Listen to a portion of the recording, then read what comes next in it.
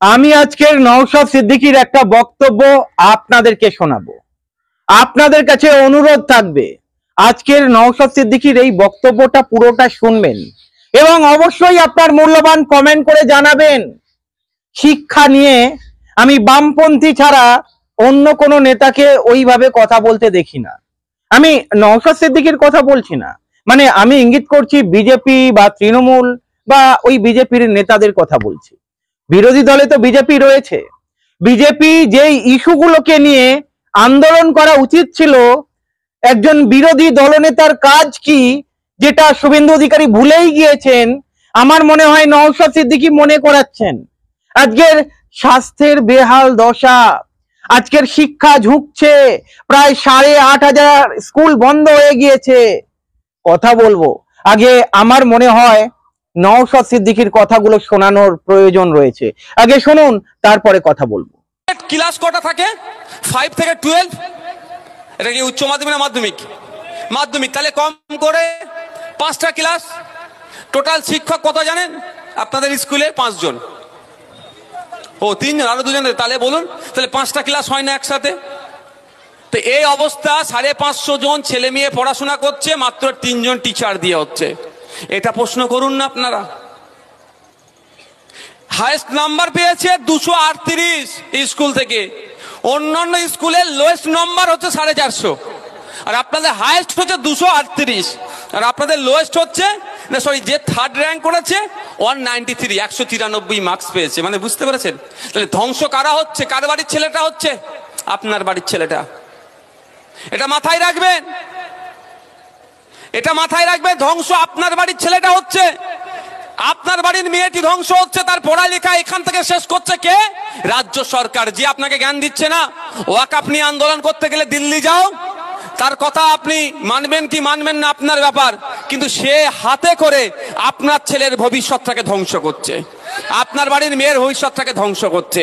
তাই সময়ে তাকে জবাব দিতে হবে যে আমার ভোট নিয়ে তুমি ক্ষমতার মসনদে আছো, আমার ভোটের জন্য তুমি মুখ্যমন্ত্রীর চেয়ারে বসে আছো, আমার ভোটের জন্য তোমরা শাসক দলের ভূমিকা পালন করছো, আর আমার ছেলে মেয়ের ভবিষ্যৎ তুমি খারাপ করছো।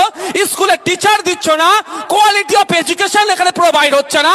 80টা ছেলে মাধ্যমিক পরীক্ষা দিলে মাত্র 16টি ছেলে পাস করছে। তাহলে এখানকার শিক্ষা ব্যবস্থা কোন ধ্বংসতে পাঠিয়ে দিচ্ছ?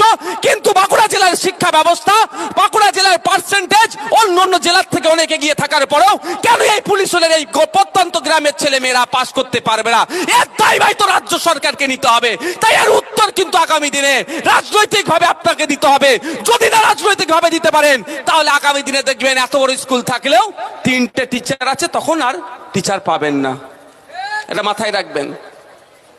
আমি অবাক হয়ে যাচ্ছি, এত বড় স্কুল, 3টে টিচার। ক্ষতিটা কার? মমতা ব্যানার্জির হচ্ছে? এই অভিষেক ব্যানার্জির হচ্ছে? এই এখানে কি চক্রবর্তী আছে, অরূপ চক্রবর্তী নাকি, অরূপ চক্রবর্তী সাহেবের হচ্ছে।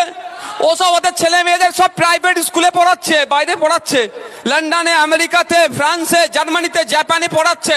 আর আপনাদের ছেলে মেয়েদেরকে লাঠিয়াল বানাবার জন্য স্কুলগুলো থাকলেও তালা বন্ধ করে দিচ্ছে, অর্থাৎ টিচার দিচ্ছে না। কেন? আপনার ছেলে মেয়েরা যখন শিক্ষিত হয়ে যাবে, কোথায় যাবে? কলকাতায় যাবে পড়াশোনা করতে, আরো বেশি পড়াশোনা করব। পার্শ্ববর্তী রাজ্যে চলে যাবে, দিল্লি চলে যাবে, বিদেশে চলে যাবে। তাহলে আপনার ছেলেগুলো আর লাঠিয়াল হবে? ভোটের জন্য মারামারি করবে, খুন করবে, করবে না? তাহলে অরূপ চক্রবর্তীকে জিতাবে কে? সৌমিত্র খাঁদের হয়ে লড়াই করবে কে? শুভেন্দু অধিকারীদের হয়ে লড়াই করবে কে? মমতা ব্যানার্জির হয়ে মারামারি করবে কে? অভিষেক ব্যানার্জির হয়ে বুথ দখলটা করবে কে? যদি আপনার ছেলেগুলো শিক্ষিত হয়ে যায়, আপনার মেয়েগুলো যদি শিক্ষিত হয়ে যায়, তাহলে এদের হয়ে চাটুকারি তার করবে না, নিজের বিবেক বুদ্ধি দিয়ে চলবে। সেটাই বন্ধ করার জন্য কি করছে? স্কুল তো আর এখানে তুলে নিয়ে চলে যেতে পারবে না, শিক্ষকগুলো না দিয়ে শিক্ষা ব্যবস্থাকে ধ্বংস করে দিচ্ছে। তুলনা এমনি এমনি আসে না। এই যে নওশাদ সিদ্দিকীর বক্তব্যের সঙ্গে আমি বামপন্থী নেতাদের বক্তব্যের মিল খুঁজে পাই, যার ফলে আমি এই নওশাদ সিদ্দিকীর ভিডিওটা আপনাদের সামনে তুলে ধরছি। আজকের শিক্ষার বেহাল দশা, উনি কি বলছেন আপনারা শুনলেন। পুরো ভিডিওটা যারা মন দিয়ে শুনেছেন তারা নিশ্চয়ই উপলব্ধি করতে পারবেন একজন জননেতার কাজ কি হয়ে থাকে। একজন বিধায়কের কাজ কি হয়ে থাকে? নওশাদ সিদ্দিকী চোখে আঙুল দিয়ে দেখাচ্ছে, এই শুভেন্দু অধিকারীকে চোখে আঙুল দিয়ে দেখাচ্ছে। এই নওশাদ সিদ্দিকী, অনেকেই বলে এ তো মুসলিমদের নেতা, আইএসএফ দলটা নাকি মুসলিমদের দল, কিন্তু নওশাদ সিদ্দিকীর কথার মধ্যে আপনারা ওই সমাজের কথা শুনবেন। নওশাদ সিদ্দিকীর বক্তব্যের মধ্যে আপনারা সম্প্রীতির বার্তা খুঁজে পাবেন। নওশাদ সিদ্দিকীর বক্তব্যের মধ্যে আপনারা দেখবেন মানুষে মানুষে কিভাবে একসঙ্গে সমাজ গঠন করতে হয় তার একটা রসদ অন্য কোন দলনেতার মুখে পাই না, অন্য কোন বিধায়কের মুখে পাই না। এখানেই তফাৎ অন্য কোন বিধায়ক এবং নওশাদ সিদ্দিকী। নওশাদ সিদ্দিকীকে কেন মানুষ গ্রহণ করে জানেন তো? এই কারণগুলোতেই গ্রহণ করে। আজকের কটা এমএলএ রয়েছেন, এমপি রয়েছেন, যারা ভাষণ দিতে উঠলে এই ধরনের কথা বলেন। তারা শুধু ওই কি বলবো, আপনারা শুনেছেন ওদের ভাষাগুলো, আপনারা শুনেছেন। মানুষ বিচার করবে নিশ্চয়ই, মানুষ তো সভ্য সমাজে থাকে, জঙ্গলে তো থাকে না। মানুষ তো সভ্য না, সভ্য সমাজে যখন থাকে মানুষ সভ্য, মানুষ নিশ্চয়ই বুঝবে। এবং মানুষ এইটাও বুঝবে কোন বিধায়ক সভ্য সমাজের হয়ে কথা বলছে আর কোন বিধায়ক সভ্য সমাজকে অসভ্য বানানোর জন্য কথা বলছে। সেটা আপনাদের সামনে জলের মতো পরিষ্কার। তবে একটা কথা বলে রাখি আপনাদের, আমি জানি না নওশাদকে কতজন পছন্দ করেন, কতজন পছন্দ করেন না। কমেন্ট বক্সে অনেকেই আমি জানি রিপ্লাই করবেন। তবে এটুকু বলবো, এই নওশাদ সিদ্দিকী আগামী দিনে বাংলার বুকে একটা আলাদা ধরনের দৃষ্টান্ত স্থাপন করবে। নওশাদ সিদ্দিকী যখন রাজনীতিতে আসেন, অনেকে ওনাকে বলেছিলেন রাজনীতি করিস না, রাজনীতি নোংরা জায়গা। নওশাদের জবাব কি ছিল জানেন? উনি বলছেন যদি রাজনীতি নোংরা হয় তাহলে তো সমাজটাও কুলসিত হয়ে গেছে। আমরা যদি এগিয়ে না আসি, শিক্ষিত যুব সমাজ যদি এগিয়ে না আসি, তাহলে এই কুলসিত সমাজকে কুলসিত মুক্ত কারা করবে? এই কথাগুলো মন ছোবে না আপনাদের? যেই নওশাদ সিদ্দিকী বলে কেউ যদি আপনাদের ঢিল ছোড়ে আপনি গোলাপ ফুল তুলে দেবেন, কটা বিধায়কের মুখে শুনেছেন বলুন তো? নওশাদ সিদ্দিকী নিজে একদিন স্টেজে দাঁড়িয়ে বলছেন একজন বিধায়কের মাইনে কত হয়। উনি বলছেন জনগণকে জিজ্ঞাসা করছে আপনারা বলুন প্রতি মাসে মোবাইল বিল 5,000 টাকা খরচা হয়, একজন বিধায়কের মোবাইল বিলের জন্য ধার্য করা হয় 5,000 টাকা। প্রায় 2 বছরের আমার মনে হয় মোবাইল বিল হয়ে যায়।